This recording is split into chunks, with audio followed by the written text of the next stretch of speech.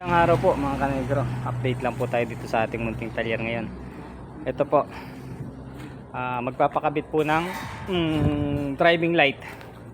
Ito, ililip po natin ito ng almost 4 inches pa siguro body lip.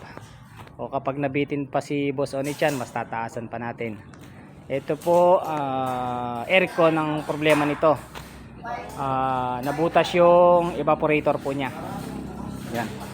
Tapos ito, radiator na lang po hinihintay nito. Ito yung pangilalim po nito, nasa pagawaan na. Pinaribushing ko lang kasi yun. Pero ito kailangan matapos ko na po next week po ito. Tapos ito radiator, sorry. Ano po to? Aircon din po ito. Harap at likod ang problema. Hindi siya lumalamig. Ito naman, Suzuki din po ito na pang-deliver ng tubig. Bali, ang naging problema po nito, pinababa nila yung transmission kasi pumakat dahil nga nalusong sa tubig. Tapos, nung pagkababa ng transmission, pagkabuo, ayun na, nadagdagan na problema. Tumigas na ang manubela, naging hard starting pa po. Pero nasolusyonan ko na po to, nakita ko na yung problema. Abangan nyo po, bukod po nating ipopost itong problema po nito. Salamat po.